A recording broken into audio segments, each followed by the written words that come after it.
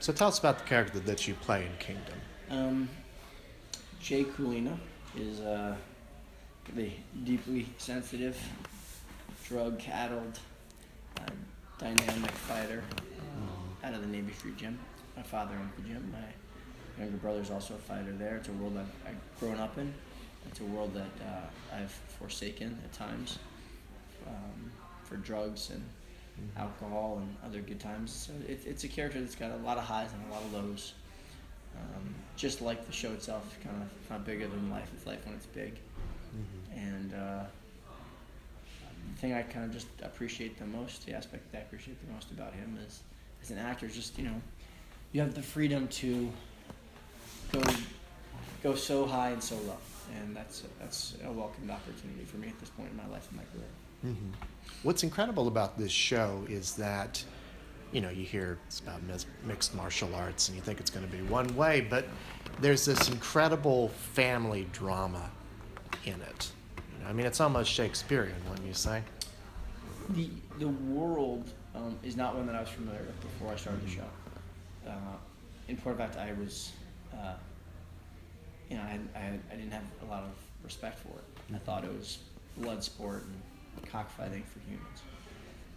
As I've stepped into the world and immersed myself in it, I've come to understand what they're actually doing technically, and then spiritually, what drives so many of these people to fight. What detracts from their success. Sometimes the same thing, the same demon that drives them in there and hampers them. And then, all of the preparation that leads to this, and all the sacrifice, the teamwork that is required, but then on the other side of the coin, how lonely that existence really is too, particularly when you finally culminates into fighting. But all of it provides for a real heightened sort of existence, and that has been for us sort of a crucible in which to explore these characters and these relationships. So again, it's the same sort of thing. Like, why do I love playing this character so much? Like, why do I love playing in this world so much? There's so many metaphors in our world that have to do with fighting. It feels like everything when you start to think about it is a metaphor for fighting, or for combat sports or combat warfare. But we're actually doing it, and that gives it a sense of veracity and a sense of depth that I haven't experienced in other worlds or on other shows. Right. What's so fascinating about it is that there's this redemptive quality to the cage. Like all of your characters are going through these problems with addiction, or they're battling these demons, and they get in there, and it's about more than just winning a fight. Oh, it is baptism by fire, by fighting, 100%. One of the things, my character, when you watch a fight, you'll see a lot of guys will do something before they walk into the cage as a sign of respect. For themselves, for the fighters that have come before them, for the fighter they're actually going to be working against, for the whole world. Jay, I always cross myself before I get in that cage. For him, that's an important part of this existence, and you're absolutely on the money. It's the only thing that actually brings us together on the show, as for relationships. And it is a cleansing experience. And that's part of what I'm talking about in terms of the demons that bring you in there, and also the same demons that are holding you back. Like, what would drive somebody to go do something like this? And also, just like acting, just like an iceberg, just like so many other professional things, like we don't show you, the fight is just the 3% of the iceberg you see. When I come to set, people, the best compliment I can get is people are like, oh my God, it looks like you're having a great time. Or it looks so easy, or it looks like you just showed up. You don't know how much work I've done, how much preparation has gone into this. And that's the same sort of thing with a fight like this. It's the same thing with a baptism. It's the same thing with the bar mitzvah. There's a lot of work and a lot of sacrifice for that one moment that kind of brings you there. I think that's what's so fun about the element of the cage for us. I wanted to ask you about that, the physical nature of it, and all the training that you have to do. How does that affect your performance, your character? I think I do a lot of Alexander technique, which is you're familiar with it? Mm-hmm.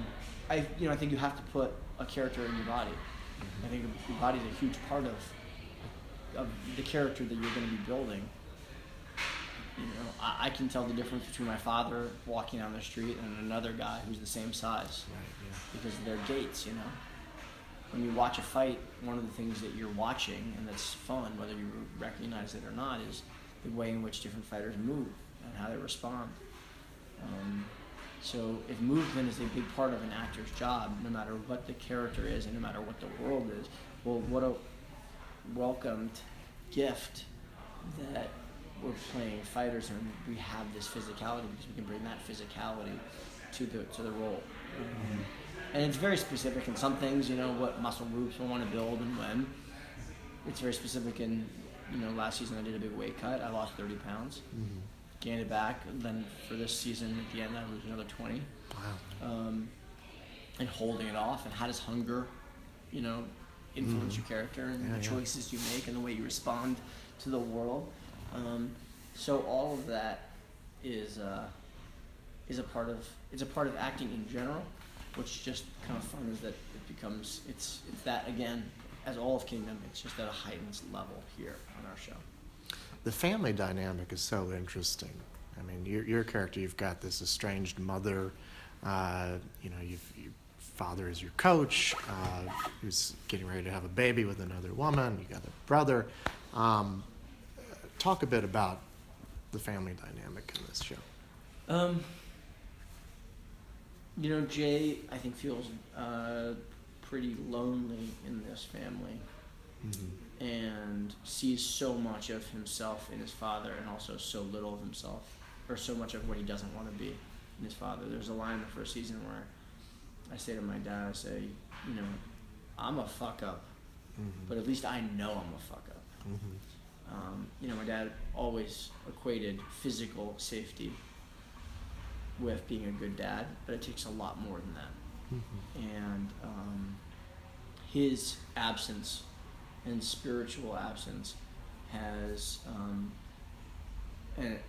really made me into, in many ways, kind of the person that I am on the show. That is the protector, though I don't often have all the requisite tools for being a protector. Mm-hmm. I only have the tools I've kind of learned. So that's part of the journey, is like this idea of humility, this arc of humility for Jay. At first with my mother, for instance, I try to force her to sober up by locking her in a room. Well, that's not really the best way to do it. Then I try, doing actual heroin in front of her to show her. That's probably not the best way.